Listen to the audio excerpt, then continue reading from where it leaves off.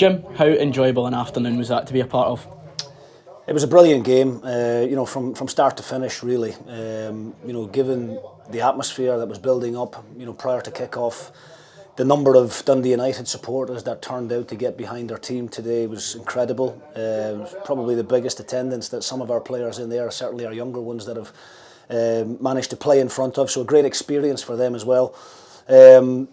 The start of the game didn't go quite according to plan. We had a couple of minutes early on where we had to weather the storm.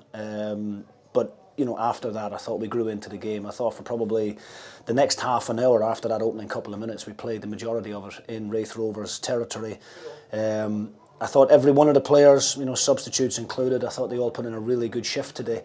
And it wasn't pretty at times, but they done the basics well today. They competed for first balls, picked up a lot of second balls in the middle of the pitch, and the front two led the line brilliantly and were able to get us up the pitch behind them. So a really, really good performance, but not one that we're going to get too carried away with. I think it's a performance that we were desperately needing.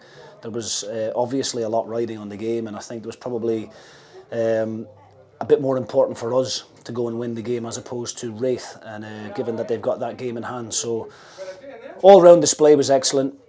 We just have to make sure that we have another 5 of those between now and the end of the season. As you mentioned, the celebrations at the end were quite muted. Was the message to the players that there is still a long way to go? Yeah, I just didn't want us over-celebrating. There's no point celebrating today like you've won the league when you've still got 5 games to go. And I have seen teams in the past doing that. I think we're too big a club to get carried away with just a result like today. We've took a good step in the right direction in terms of achieving what our main objective is, but it is only 3 points. There is a hell of a lot of football still to be played, and that's the message that I'll be driving home to the players between now and the end of the season. Do you feel that performance is the benchmark for the final 5 games? It has to be, yeah. It has to be. It reminded me a little bit like Morton, where we got the ball forward early, we competed and we picked up a lot of scraps and we ground it out, and we're a good footballing team when we get things right, but I think unfortunately in recent weeks consistently we haven't been doing that enough. We should have won the game here last Saturday. We had plenty of goal scoring opportunities, but for a brilliant performance from Mark Ridgers in goal for Inverness, I think we would have took all 3 points on the day as well. But there was a lot riding on today. There was a bit of pressure on the players as well, and I said that to them in there after the game. You find out a lot about yourself as characters, about what you're made of going out there where the level of expectation is all on us. There's 10,000 Dundee United supporters in the stadium demanding a performance, and for them to be able to go out there and do that, particularly our younger players, they'll take a lot of experience from that, and really, really pleased. Was it even more pleasing to get a result like that without your first choice centre-half pairing? Well, look, I never giving individuals special praise and mention, because it's always a team game as far as I'm concerned, and it needs the guys on the bench as well to contribute. But had people probably seen the team lines before the game, and saw the fact that we were missing or arguably the 2 best centre backs in the league this season consistently, Ross Graham, Sam McLean stepping in and producing the type of performance that they both did was remarkable, really. Particularly Sam, because he's only played half a dozen or so games for St Johnstone in the Premier League this year. Hasn't played a lot of football in recent months, and credit to him for his professionalism in terms of keeping himself fit and sharp. And I thought both himself and Ross complemented each other really, really well. Looked after each other out there, and very lucky to have both those guys in the squad given the circumstances. Does it give you a wee selection headache for when the pair are back fit?